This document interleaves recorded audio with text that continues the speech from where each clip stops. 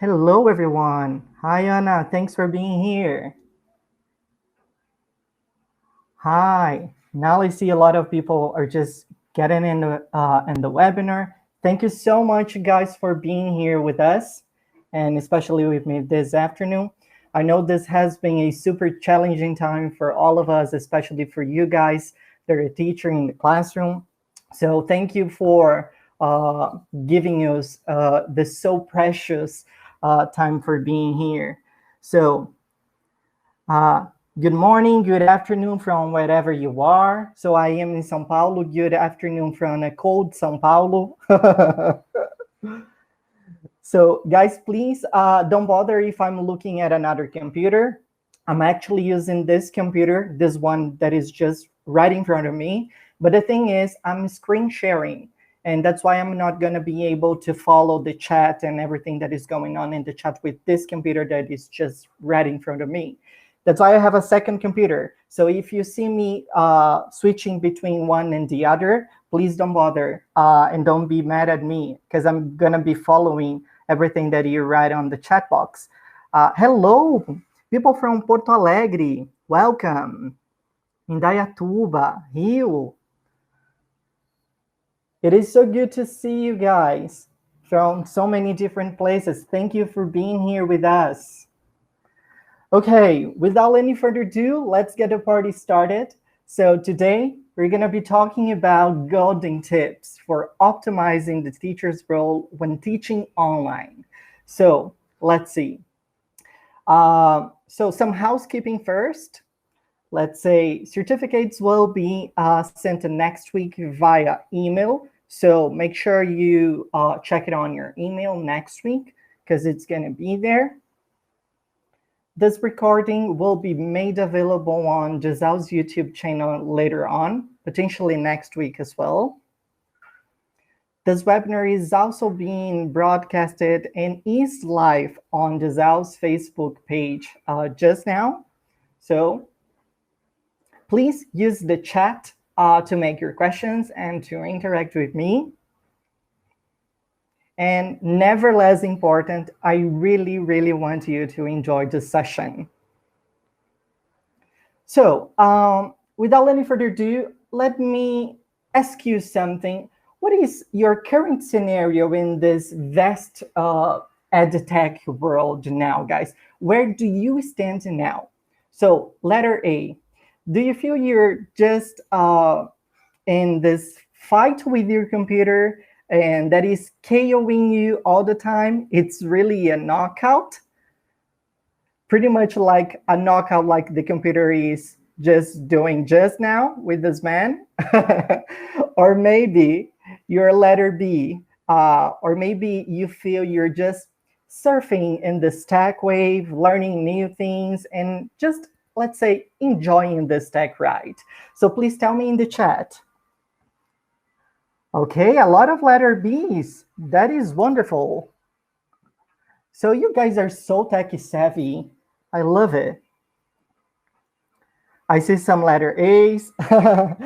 Thank you so much, letter A's, for being here. I guess this is really the place for you.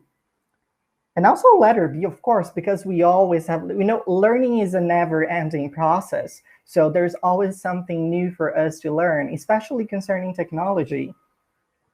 A bit of both. I agree with Wagner. I guess I am myself a bit of both, It depends on the day, just like Wagner said, and actually depends on the tool as well. Learning to be B, okay, making our way towards B, right? Akemi, yeah, very good. Greetings from campus. Welcome. Okay, so when we wanted to pretty much integrate, when you think about integrating technology, it has to be done in a meaningful way in your class. So we pretty much have to consider not only the technology and the technological aspects, but we also have the other fields like content and pedagogy that it has to be integrated together with the technology field and aspect. So we have to make them work as a team. Have you guys heard it of the TPAC ever before? Please tell me in the chat. Is that something new for you? Or perhaps you know a lot about TPAC framework already? New, okay. Cool. Brand new, never heard before. Okay, that's wonderful, wonderful news. Because you're going to learn something new just now.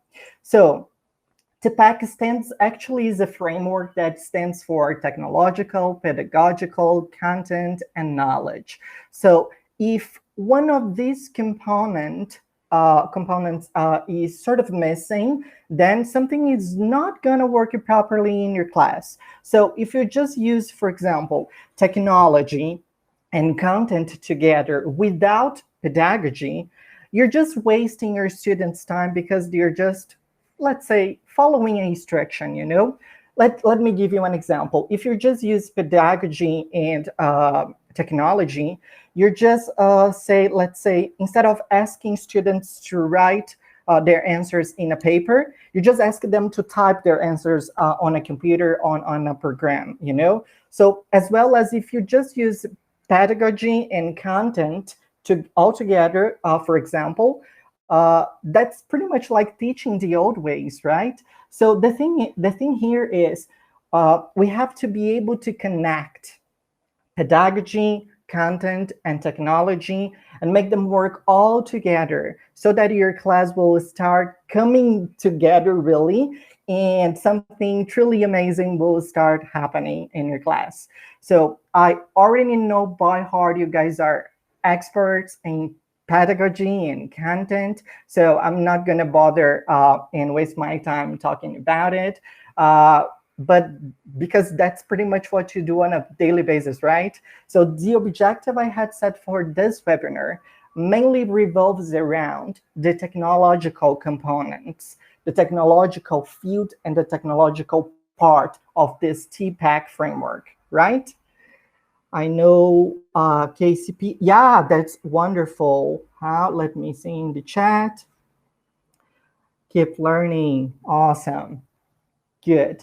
So as we talked about the objectives for this webinar, let me present to you what are my objectives in a little more detail, you know? So first things first, I really want you to learn some tips and tricks on how to save your time when teaching online. My second huge objective for this webinar is I want to make your online experience more dynamic as a teacher. My third objective for this webinar is this urgent need to get familiar, to familiarize yourself with some more digital tools, some new digital tools. And finally, I really want you to be able to use these tools in an effective educational context. So it's also important for me to say that all the demos and everything I will be performing this afternoon, I'm going to be doing in a computer, which is a Windows operating system. And I'm going to specifically be using a Google Chrome tab. So that's the thing I'm going to be presenting today for you guys. Okay, so let me start nice and slow, let's say, with some small tips and tricks to optimize your digital experience when teaching online, either teaching or working online. Sometimes things that we don't even know it's there, things that we don't even know are there, or things that we sometimes even take it for granted, we know. So let's start this presentation with small tips, and then as I move on, I will progressively provide you guys with some online tools to make you really step up in the game. So without any further ado, let's go to tip number 1. And my tip number 1 has to do with the copy and paste clipboard feature that you have already pre-installed in your computer, especially if you are a Windows 10 user. So Windows 10 takes copy and paste a whole new level of a feature called the clipboard history, which pretty much, let's say, lets you to see a list of all the items you have copied before. This is everything. Everything is pretty much stored in this clipboard, all the things that you copied. So let's say, for example, let's suppose that you're working on a platform, registering new students, and you copy like their full name or maybe their books code, and then you are in the process of registering students. If you do one student, and as you progressively move on to the second and to the third, all the information that you had stored and that you copied for the first one is lost if you just use the Control-C and Control-V, you know? So this clipboard history allows you to go back to all the information you had copied already before, so that you can retain this information and use this again, you know? So if this is your first time doing this, make sure you just hit this turn on button. And to turn it on, you just have to use this window tab plus V. So let me show you how this works. So that's what we're gonna do. So I'm gonna click it on the Windows tab plus V. And then I have my clipboard right over here, you know, everything that is copied. So for example, let me just open a file right over here. So let's suppose that I'm working on a platform, and this is the first information I have to copy. This is the second, this is the third, and this is the fourth one. So I'm gonna just copy the first, I'm gonna paste the first, I'm gonna copy the second, paste the second to wherever I have to.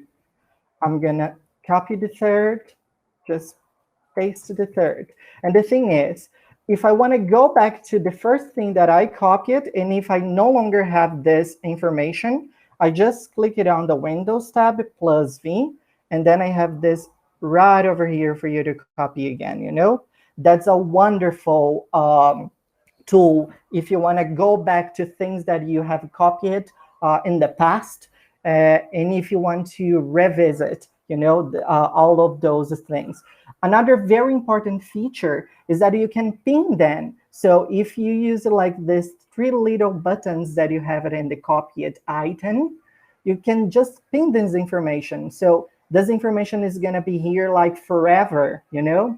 So this clipboard history stores a maximum of 25 entries, if I'm not mistaken, with the oldest items disappearing progressively, you know? So the most recent items you've copied, just like the ones I did here, they're gonna be in the very top of your list. So as I told you, you can also pin an item to your clipboard history.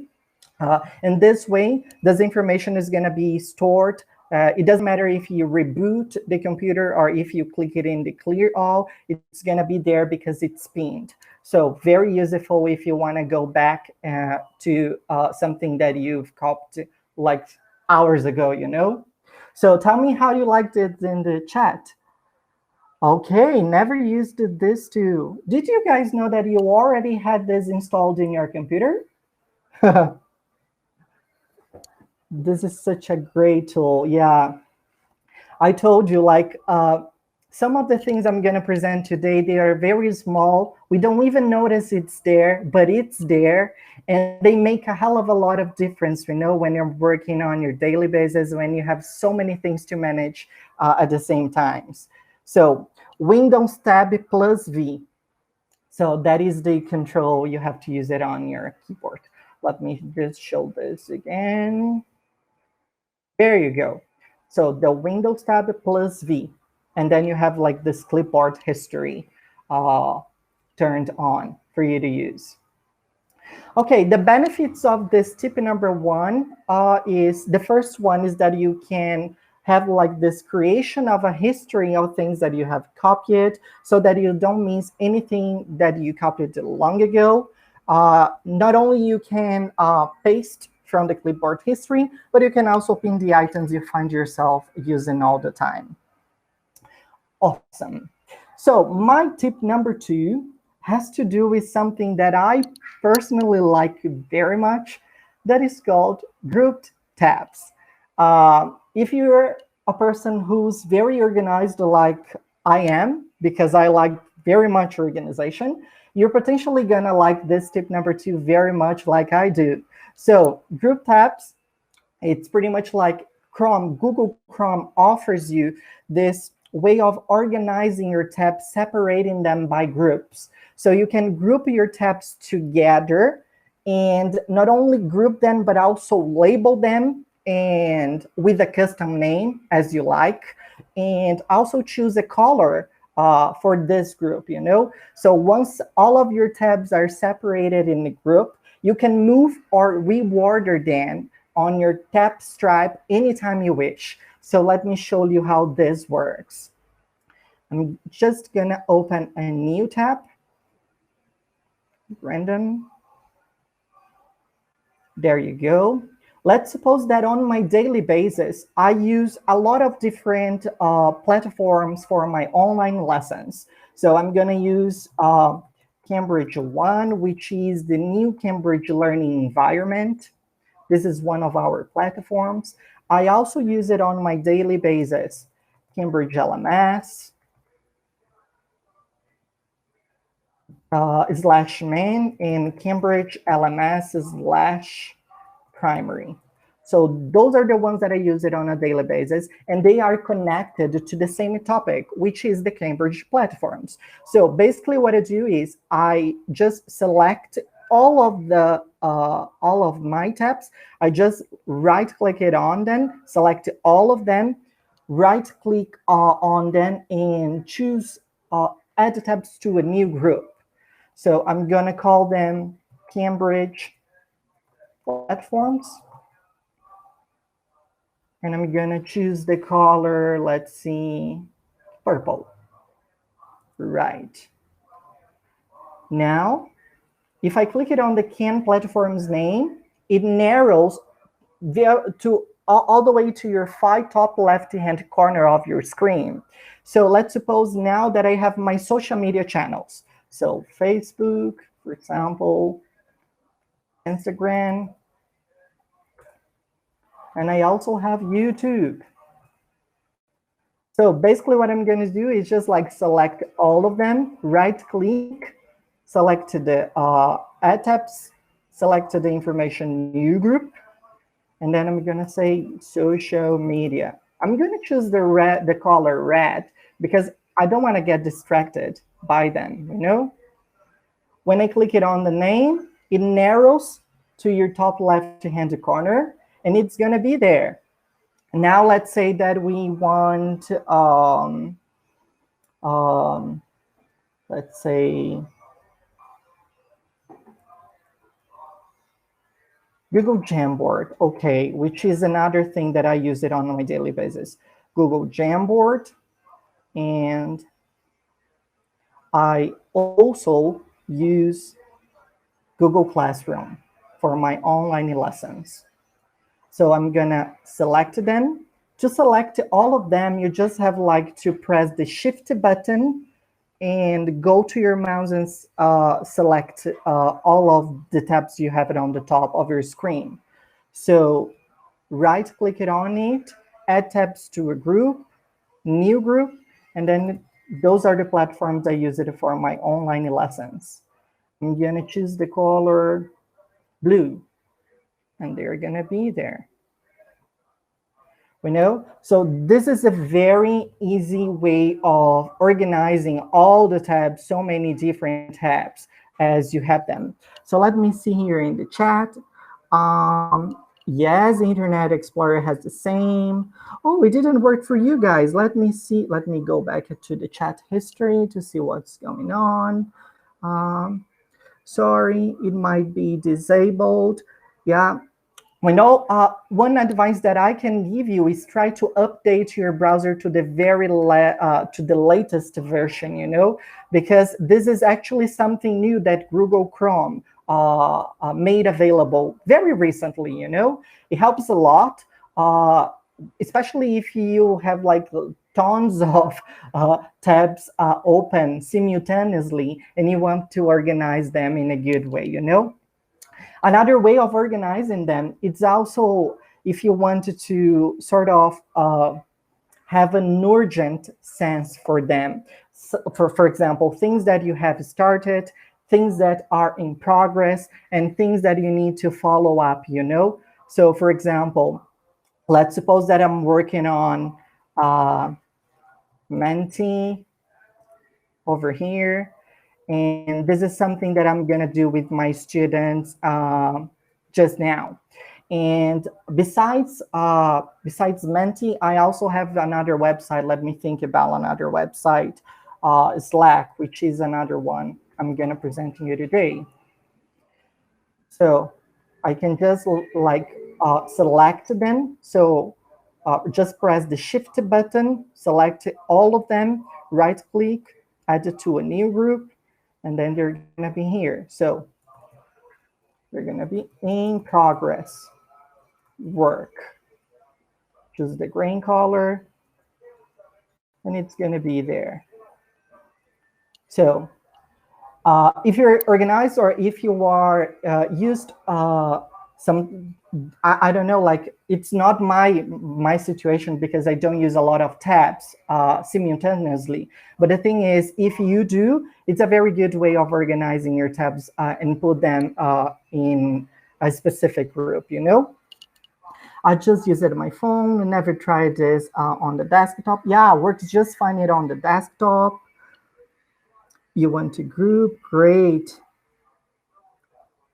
Oh, thank you so much, Valkyria. I'm sure I'm happy you're here and that you tested and it's working for you. Okay, so the benefits are, this is such a great way of organizing your tabs so that you can easily access and jump straight to a website of your that you want, that you wish, that you like, or that you're using. You can label them using everything, including emojis, you know? Emojis are also so nice to use it when you're organizing the tabs. And you can also move and reorder them and anytime you want on your tab stripe, anytime you wish. So let's go to tip number 3.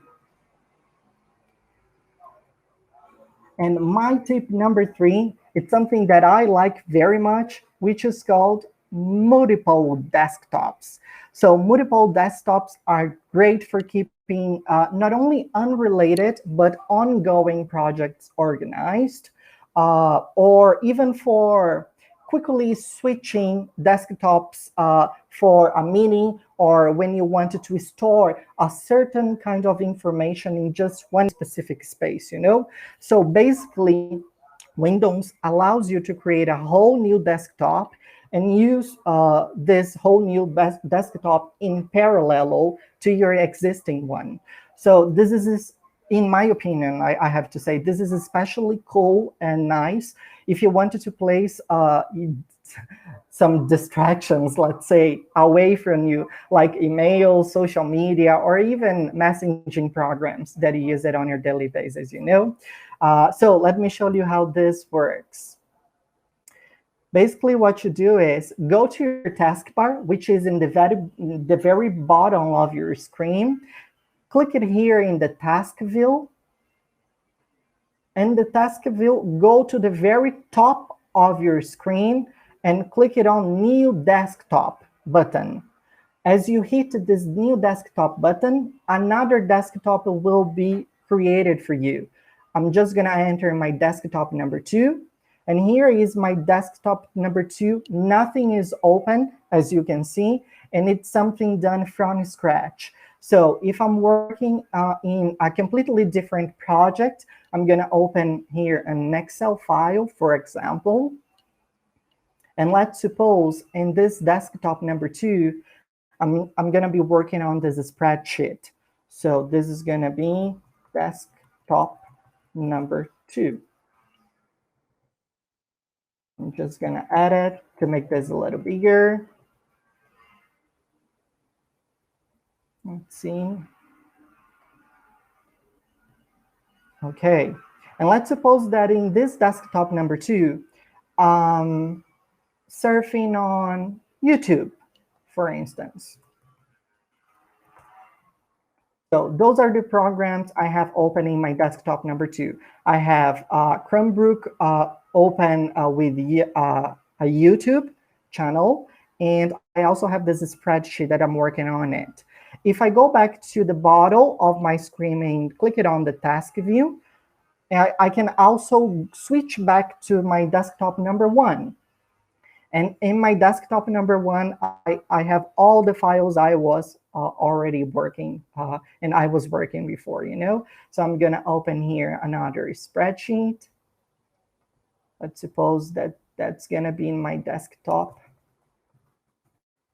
number 1.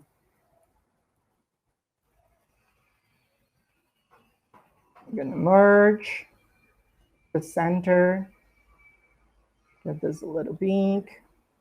And as you move on to your taskbar, you can see all the icons and all the programs you have open in your desktop number 1, and all the different ones you have it on your desktop number 2. So on desktop number 1, I have all these files open, and in desktop number 2, I have other files open, you know? So as you can see, I'm using like the same program, but it's completely different opening a whole different desktop, you know? So they are not the same. Like the program is the same, but the file is definitely not the same. So this is very good when you want to just work with it within something specific or within that belongs to your work, to your school. Let's suppose that desktop number 1 is your work project, and desktop number 2 is your study project, you know? So you can use this the way you wish and the way you like. So the benefits are, first of all, you can keep unrelated and ongoing projects organized in a totally different desktop and work it on each of them in a separate way. And you can also create a totally distraction-free desktop. That's what I do on my daily basis, actually. I have this to tell you, this bit of a confession to make. So my tip number 4 has to be with PowerPoint tricks. And the thing is, you know, when you have this simple tool in your computer or the simple software in your computer, but you just keep to the basics. You just keep to the very basics of it. So some of the tools this program offers, we don't even know they exist. Some of these tools, we don't even know they are there, but they are.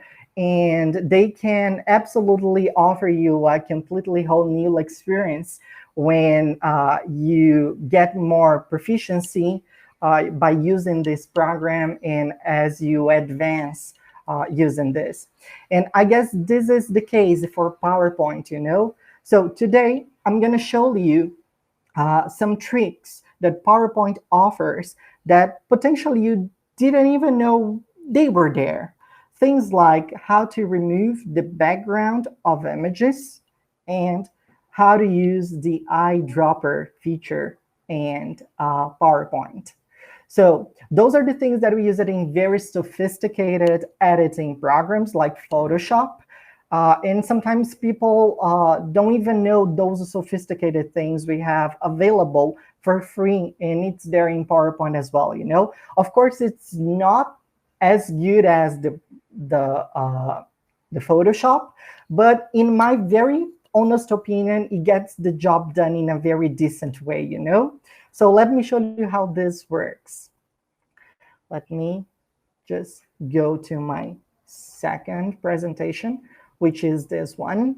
So let's suppose I have this beautiful picture of a dog right over here, and I want to completely remove the background of it. So basically what I do is I just click it on the image, go to your ribbon, to the very top of your ribbon, click it on the Format tab, and on the Format tab, go to your far top left-hand corner of your screen and select the option Remove Background.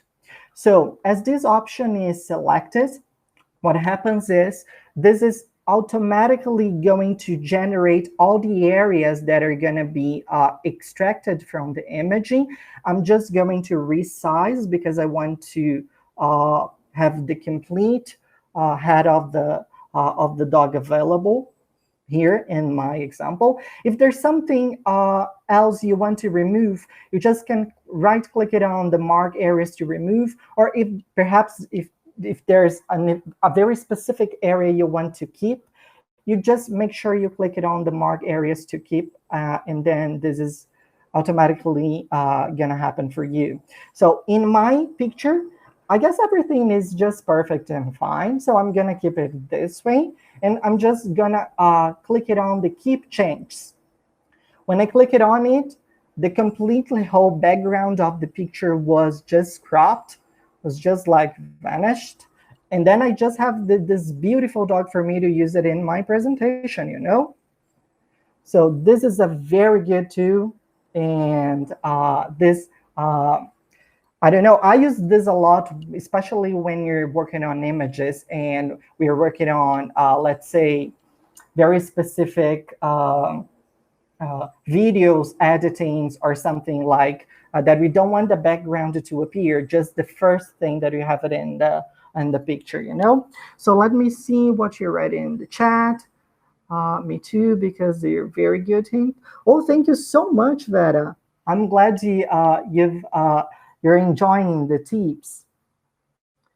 Okay, Cynthia, can you repeat, please? Absolutely, Cynthia, do you want me to repeat how to remove the background? Is that what you mean? Please, okay, I'm gonna do that again. So, okay, discard all camps. So this is my initial picture. Basically what I do is I just click it on the picture, go to your ribbon. In the very top of your ribbon, you have this Format tab. Select this Format tab, go to the very far top left-hand corner of your screen and click it on the Remove Background icon. As you click it on it, it's automatically gonna be removing the background completely. And then you just have to click it on the Keep Changes. And there you go. You have the image ready for you. Is that possible to remove the background of a GIF? Very good question, Luciana. Thank you so much for your question. No, not in this system, not in this way, because when you're thinking about a GIF, it's actually a lot of frameworks all together, pretty much like a video, but specific frameworks that together they make this GIF, you know? So in order for you to remove the background of a GIF, you are potentially going to need a more sophisticated editing program, you know?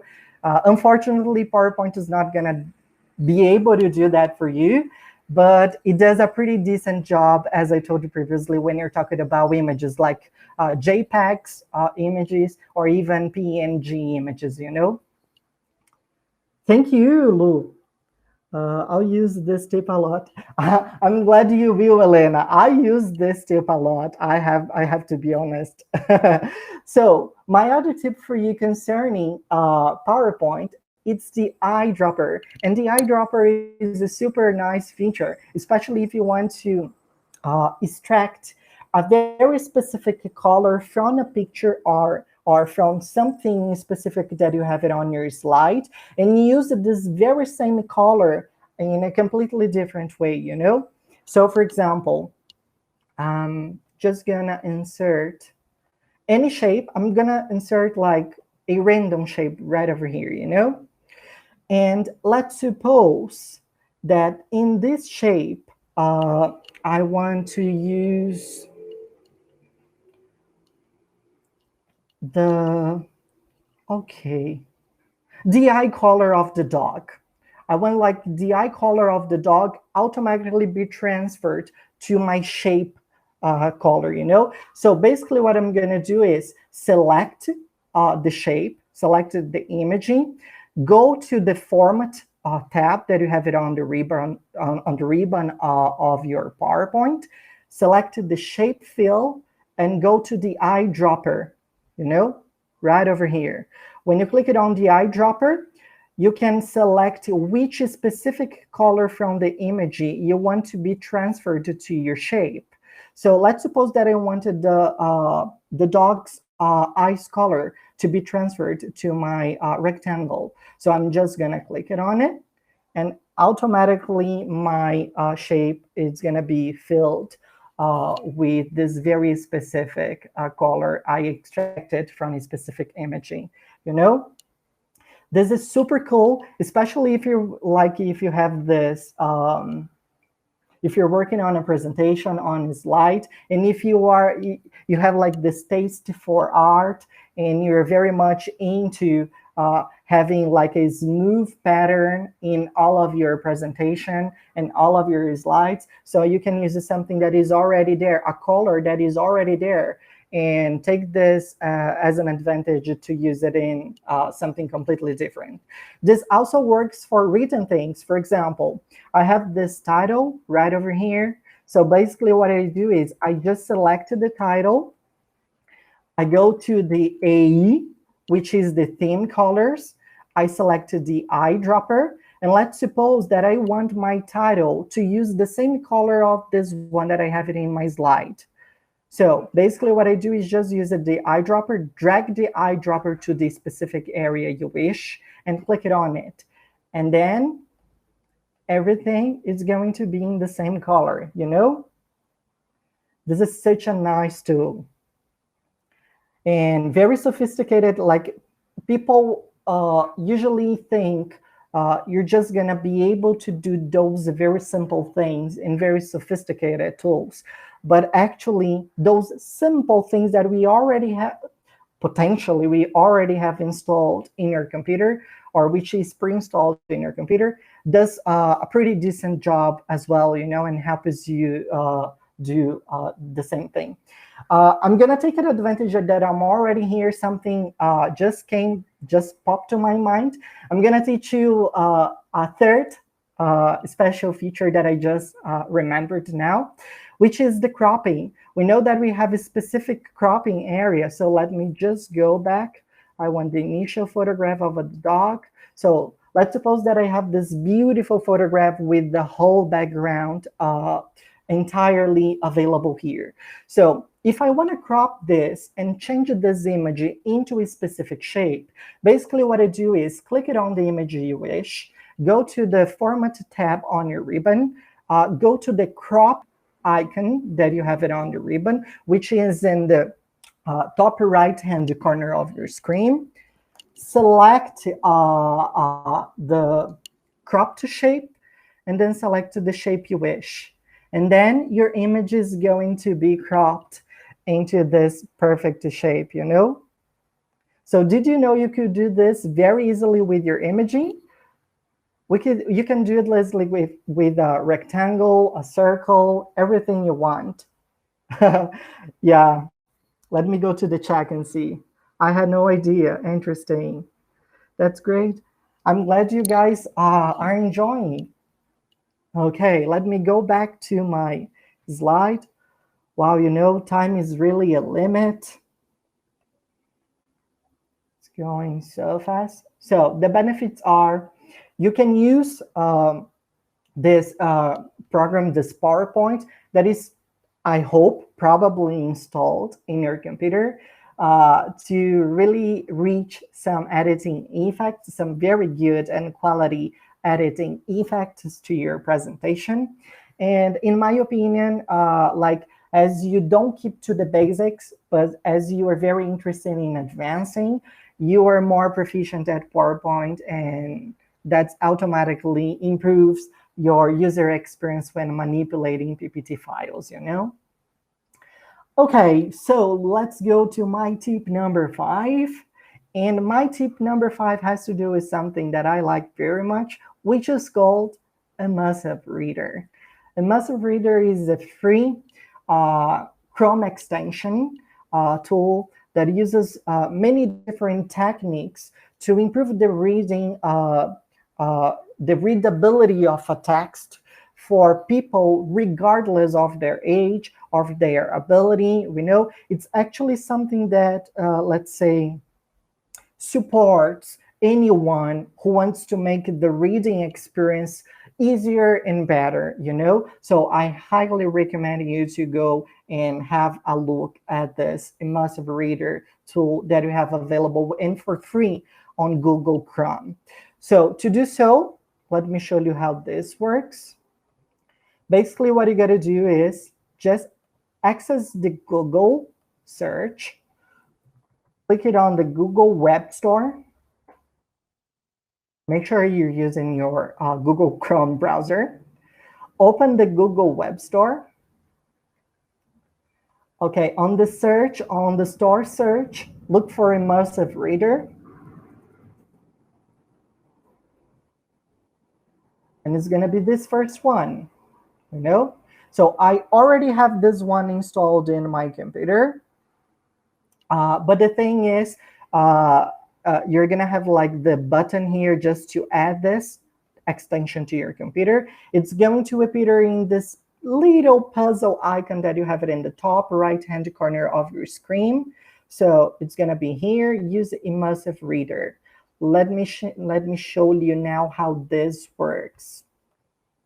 So the thing is, I recorded a video earlier for you. Let me show you how this is. So let's suppose that you are in this BBC website and you want to have an article and show this article to your students. I was just navigating through the text session, and in this text session, I just found this article about huge shortage, which talks about like the lack of digital natives and how many job opportunities we have available, but they're not being filled. If I wanted to increase the readability of the text, I just select the text, right-click it on it, and hit the Helping Me Read This button. When I click it on the Helping Me Read This button, the text goes to a completely separate tab. And in this tab, the way of reading your text your experience is completely different. You'll also have some settings like voice speeding and voice selection. You can choose if you wanted to listen to a female voice. Right now, I have 14 rolled. Or a male voice, as well as you can choose the speed for reading Roles this. immediately available, and over this month we've had one application. Okay, let me set a regular one with a female voice. Application. Mark Wright runs the digital marketing company Climb Online, which he launched after winning. Okay, so you can edit this anytime you wish. So in the top right-hand corner, in the top left-hand corner, you have like the beginning of your text. When you click it on 14. every word, you can listen to them in a separate way. And some of the words also come with a picture, which is pretty much like a Pictionary that helps your students understand the meaning of those words. Like, for example, digital and company. And then you have not only like this single way of listening to this very specific word, but also you have this picture. In the top right-hand corner of your screen, you also have more editing tools for you to use it with Immersive Reader. The first one is the text size. So you can choose if you want this bigger or if you want this smaller. You can also choose like, you can change the font color and choose the space between the words if you want them bigger or smaller, as well as you can also choose the themes and topics you want, the background color you want for your students to be reading. This helps a lot with students with disability, you know? So you can choose the color you prefer, the color you wish. Another very interesting feature in the top right-hand corner of your screen is the grammar part. The grammar part allows you to have the words separated in syllabus, as well as we have the parts of speech feature available for you. So when you click it on nouns, for instance, all the nouns are going to be highlighted in the text for you.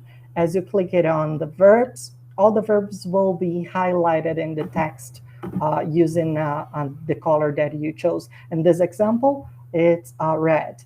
The same happens for adjectives and adverbs, you know? This is so good for grammar lesson. And the last feature, you have it available in the top right-hand corner of your screen. It's your reading preferences. So your reading preferences, you can have the Pictionary, this picture dictionary on or off, as I showed you previously, as well as you can also choose a specific language for translation, you know? If you want to go back to your text, the only thing that you gotta do is just click it on the arrow that you have it in the top left-hand corner of your screen. And then you go back to the page you're doing. So let me see in the chat. Amazing. I believe my students will like reading. Thank you so much, Cynthia. I'm glad you liked. Thanks for being such a nice...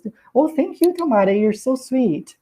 It does everything. Yeah, Maria, I agree with you. Immersive Reader does everything for you, you know?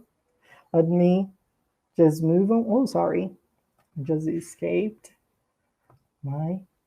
Okay. So the benefits of Immersive Reader, the first one, and the most important one, in my opinion, is that this increases the readability of written content, offering support and a better experience for students, especially for students with dyslexia, for example. And it also allows an alternative use for the creation of grammar lessons by offering this parts of speech feature, as I just showed you in the video.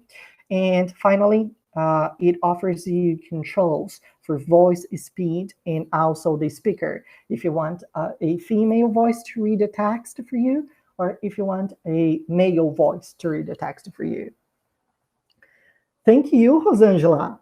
Thank you. Thank you for being here and taking part in this webinar. Okay. Marcia Thelma, absolutely. You can see this presentation again. It's being recorded and it's going to be available on Giselle's YouTube channel later on, potentially next week. Okay, so let's move on and go to my tip number 6.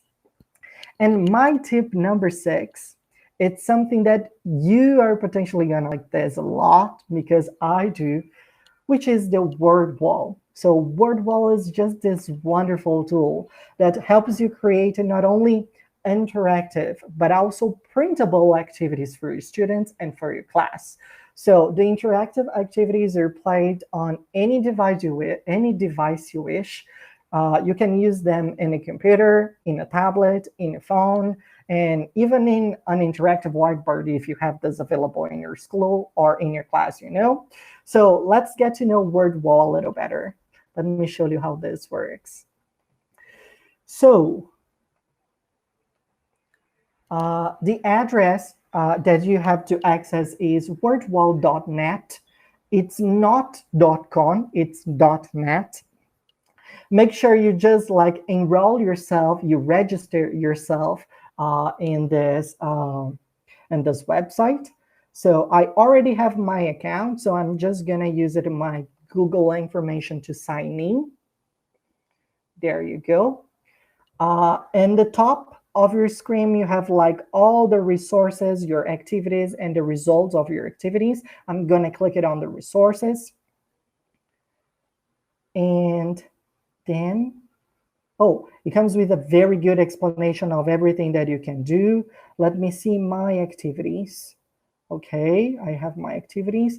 I want to show you the different types. Oh, there you go. Here you go. It's in the very first icon that you have it in the top menu. It shows you all the different kinds of activities you can have ready for your students. So you have like combination words, random words, like we have questionnaires, open box, drag and drop. We have many different types of activities for you to use with your students. We know you can explore them in more detail later on. I'm just going to show you some activities. I'm going to show you this activity, which is called Savannah Animals. You can do, it's absolutely customizable, you know, guys. So you can absolutely choose the font, the color, the background imaging, everything. You can insert your text. You can do all your activity from scratch the way you wish. So I'm just going to show you this example. So I'm going to click it on start. And then I have all the animals, and I just have like to match the animals with their names. So the bird comes over here. So the zebra is right over here. What about the lion? It's the giraffe, the elephant, and then the students are doing this, you know? So let me move to another activity, and let me try to play one activity with you live now. Let's see. I'm gonna play this activity, which is present simple and present continuous with you guys now.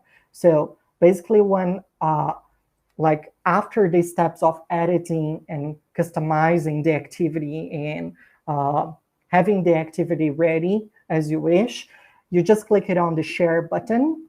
I'm going to the share settings. So I really want my students to insert their name, so I'm gonna leave this the way it is. I want a classification. Yeah, I'm just going to select this one and click it on the start.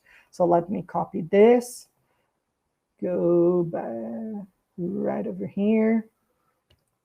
Let me try to go to my, oh, right, that's the chat. Please use this link that I sent you in the chat box if you want to play with me live now.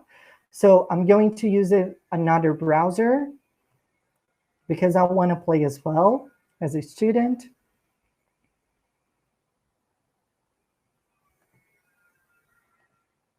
So students are just gonna use the link you generated for the activity.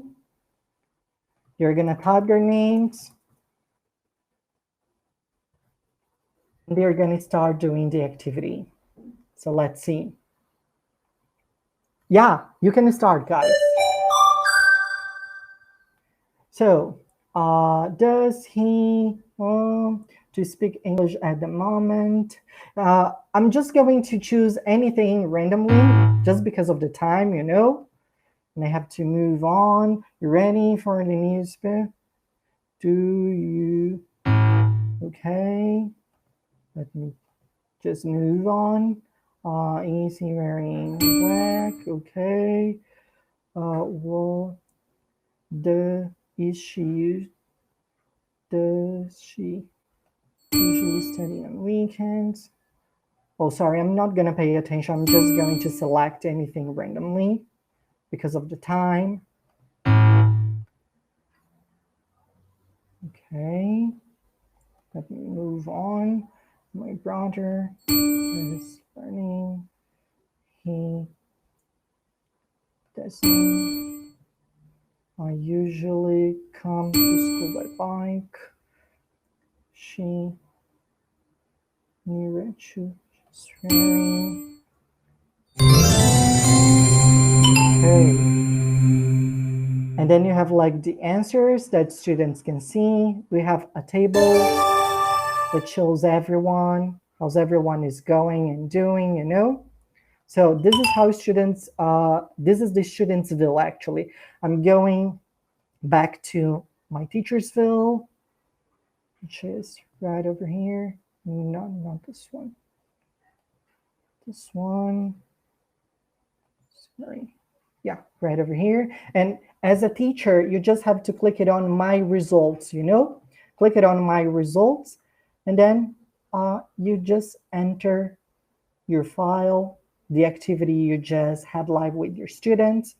We had like the number of students that took part in this online activity, all the answers, their position, their names, you know?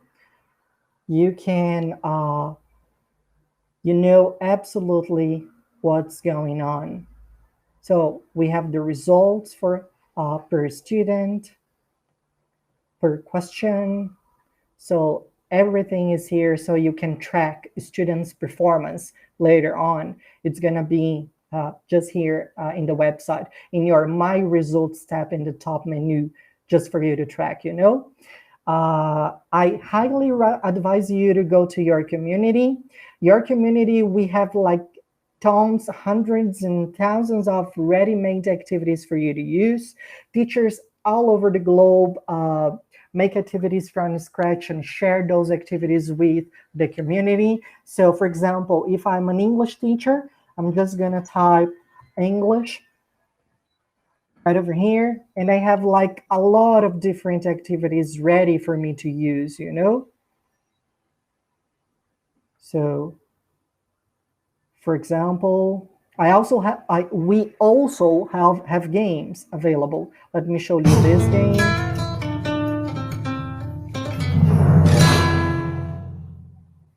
So you can absolutely explore this later on, right?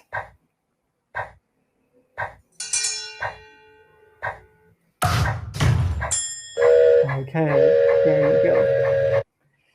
So there are many different types of activities that you can have with your students, including this Hangman, which is a very cool activity. I like this one very much, So, for example, this is an activity about professions. So you say student A is going just shout out a word like A, and then you say A. Student B is going to shout out a second word, for example, R. And there you go. Student 3 is going to shout out a third word. And there you go. Everything is being completed. This is a very cool tool. And I hope you guys make good use of this. Let me go back to my presentation because I'm really running out of time. I'm sorry, guys. I wish I had more time to talk to you. If you liked this webinar, make sure you write to Disal and ask for a second part. Maybe I can give you more tips. Okay, so the benefits for this tip, for this tool, is that this is a super easy way to create your own teaching resources. You can make customizable activities for your classroom and for your students. We have many different types of activities that you can create. You can play them lively on a screen with your students. It doesn't matter what device they're using. And you can also print them out if you wish to have a paid account. So moving on, we have my last tip for you, which is Slack.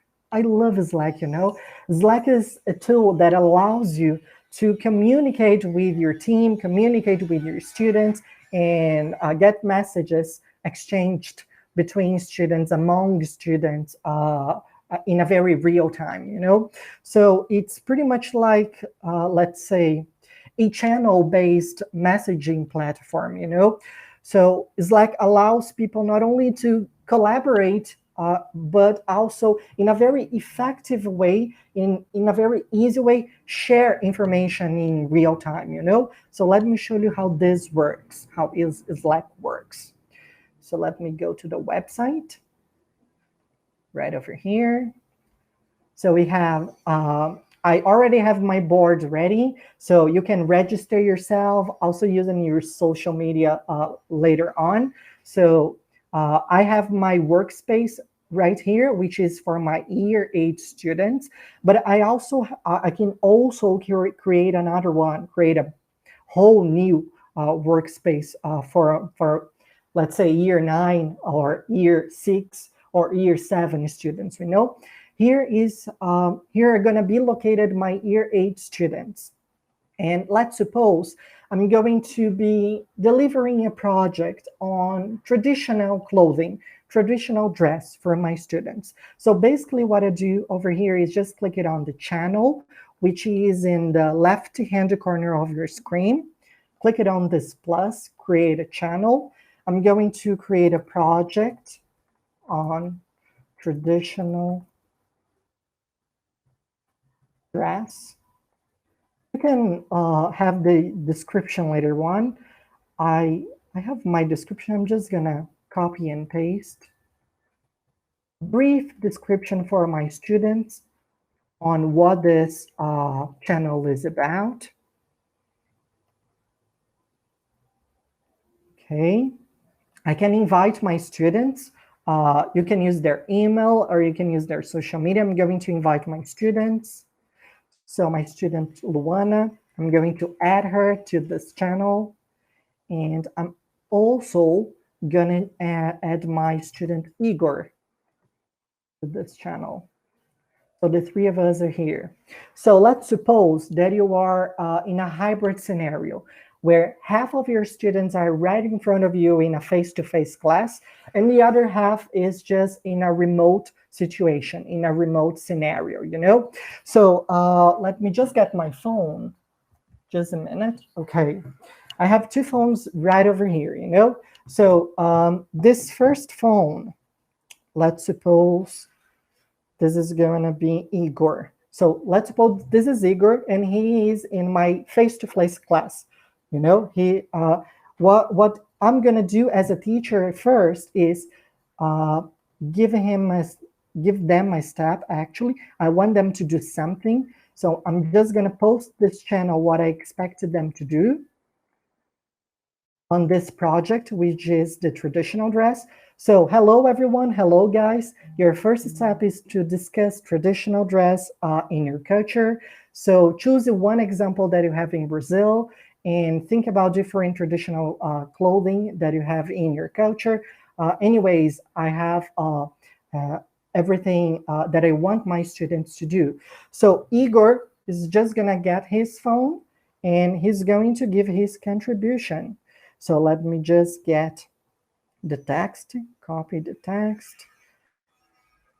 I'm going to show, actually, I'm doing this in real time for you, as you can see. So Igor is just going to enter and the project. Igor is going to right over here, paste.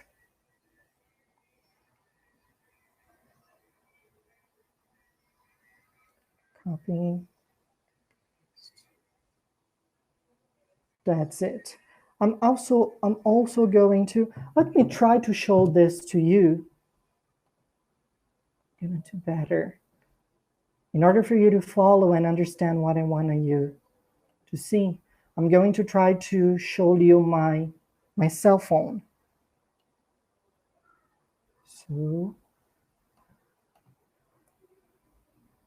let me try to connect to my phone to the screen so that you guys can see. Okay. Start metering, start broadcasting. You will understand better if I show you what I'm doing on my phone. I'm just projecting my phone screen now to the computer so that you can see my phone right over here. So this is the screen on my phone. So Igor is just going to open the Slack app. He is going to enter the project traditional dress. I have the teacher here, the teacher instructions. Igor just wrote his contribution. He can even add a picture. So he's talking about bombacha. He's gonna add this picture to his comment and he's gonna send it. As he sends it, see the teacher's bill. So we have the teacher's instruction. We have Igor's contribution. So Igor thinks bombacha is a good example of a Brazilian traditional dress. And he even sent us a picture of a bombacha. And now we have another student. Let me just now disconnect my phone. Okay. I have another student, which is Luana. Luana is in my online class. She's not in the same class, in the same environment that Igor is. So potentially what they're going to do, they're going to talk to each other and collaborate with each other and one another if you have more than two students using the Slack. So Luana is going to get her phone, enter, and do the same process that Igor did. But Luana is just going to give her contribution now. She's going to say something else. So she's going to say something about Diana's. So Luana is going to, let me paste. Let me include a picture. and send it to my teacher. So this is Igor's contribution. He thinks bombacha is a very good example of a traditional dress. And this is Luana's contribution. She thinks baianas could be a very good example of a Brazilian traditional dress, you know? So they can even interact with each other using these react emojis, you know? So I can like it. It's going to appear right over here. And as a teacher, me as a teacher, I can even send them not only voice messages, but also a feedback, a written feedback. So let's suppose that I want to send them a verbal feedback. So as a teacher, what I'm going to do is just going to read the voice recorder. Go to your taskbar that you have it on your computer, look for voice recorder, and record a message, a voice message for them. For example, hey, Luana and Igor, thank you so much for taking part in this activity. I liked it so much, the idea. Now try to see which one you liked the best, and if you're going for bombacha or if you're going for baiana. Thank you. So I'm just now going to insert this recording, this verbal feedback to them. Let me go back to the platform. So, hi, Luana. You can also attach people. And Igor, thank you. Please listen to this new inspection. So I'm just going now to upload my recording right over here. And I can send this to my students. So they can either have a verbal feedback, or you can just write something for them, you know? It's this wonderful tool. It offers you so many different features. So you have to explore this later on and see the one you like the best and everything else, you know? So let me go back. I'm sorry. I'm really running out of time. Please don't be mad at me, guys. Let me see the chat. Okay, fantastic. Thank you so much, Elaine. I'm glad you liked it. So let me just wrap up now.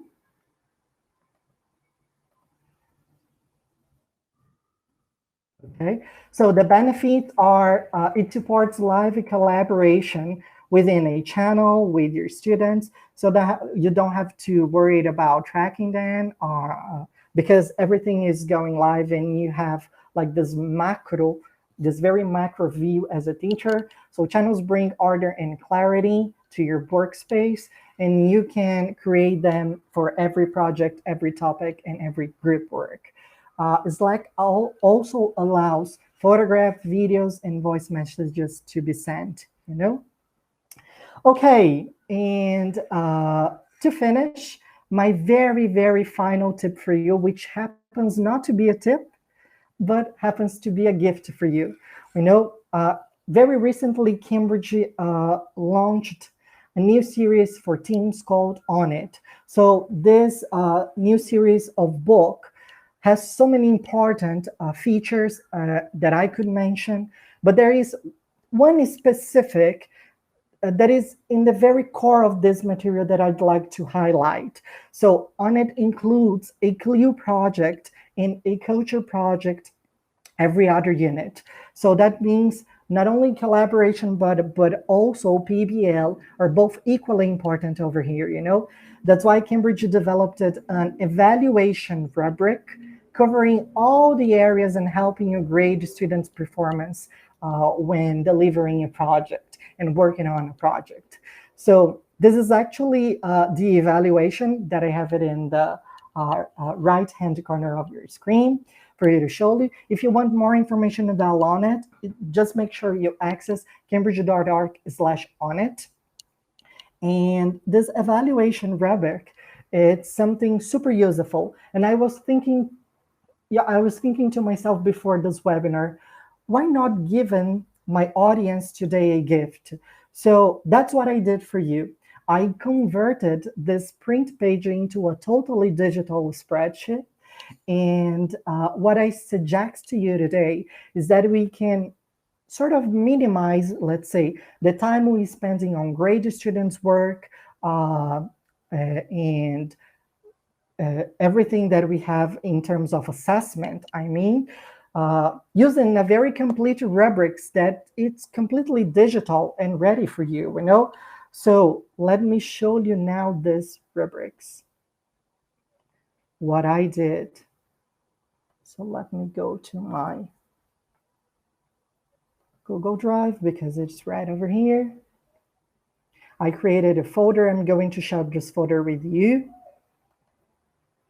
And this evaluation rubrics for grading students' progress is just ready, perfectly made in this spreadsheet for you, you know? So I created, yesterday I was working on all the equation and the formula, so everything is ready right over here, so you don't have to worry about doing this from scratch, not only considering the weights, but also the percentage that you have it for the final score. So let's suppose we have it all the areas and how the students performed in this project. So let's suppose in the learning outcomes, he really exceeded expectations. So I'm going to choose this one. So in planning and organization, he was very good. So I'm going to choose this one. In use of information and resource, it was very good. So let me choose you the first column. Collaboration, also very good. Time management, not that good. Problem solving skills, maybe he has to be working a little bit more about, a little bit more on it. Language use, maybe very good. Presentation skills, exceeds. And the final product, let's say it's very good.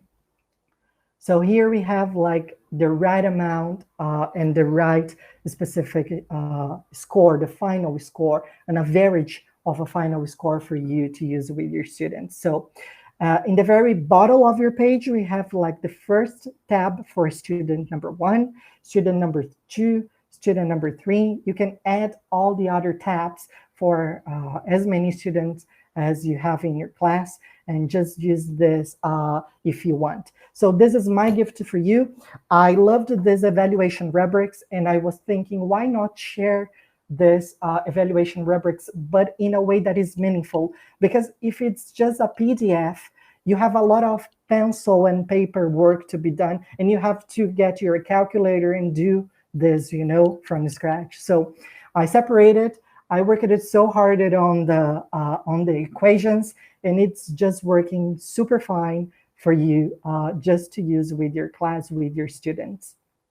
So I hope you liked it. So let me show you now how you can have access to this file. So this is actually what I'm going to show with you is a shared file. So please don't edit this file in this shared one, just because if you do, everyone will be able to see all of the information. Instead, what I advise you to do is to right-click it on the spreadsheet, make a copy of this document, and move this document to your own Google Drive, okay? So that you use the document yourself and not the shared one, right? So the evaluation rubric is right over here for you to use. You can either use this link that I created for you, or you can scan this QR code to have access to it. Oh, I'm glad you liked it, guys.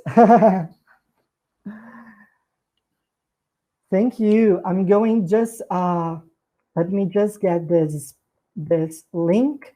I'm just gonna drop this in the chat for you. So this is the link in case you need. I hope you like, I hope you use it, and I hope this is really useful for you, because I put all my heart into transforming this document into a spreadsheet that works in a digital way and potentially saves a lot of your time when grading students' progress and work. So as we are just about to finish, I want to know now your opinion about this webinar session. So please scan this QR code or head to menti.com and type this code right over here. Let me just get the code and paste this code into the chat box for you guys. So let me go here and the chat. So the information is in the chat for you. Let me go to my Menti. So the first thing that I want to know is, how would you rate the tips and tools I presented for you guys in this webinar? How did you like them? Please use the menti.com for me to see your answers. Oh, thank you so much, Luis.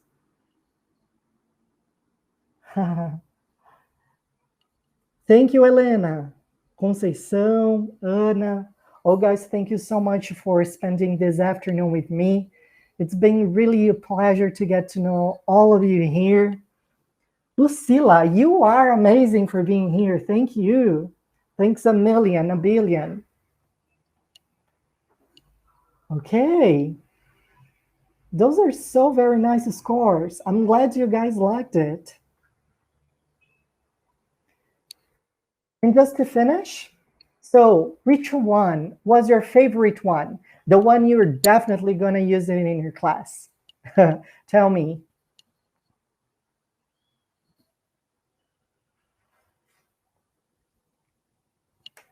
Okay. Groove tabs. Yeah, Immersive Reader is this like wonderful one, as well as word wall, you know. It's hard to choose just one, right?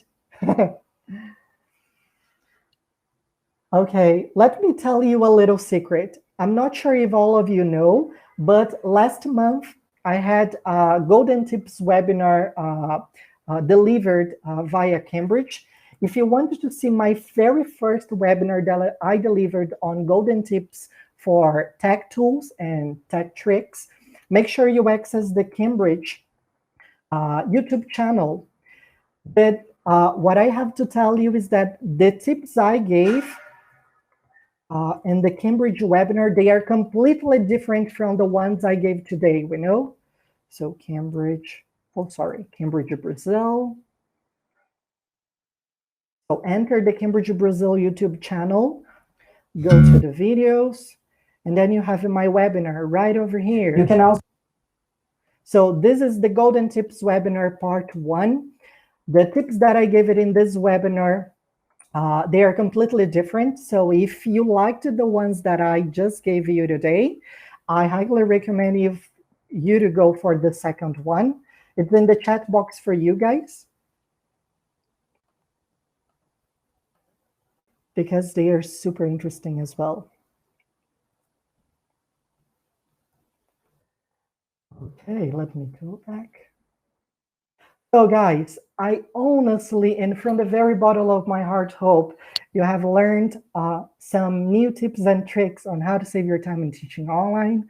I honestly hope you have learned how to make your online experience more dynamic as a teacher.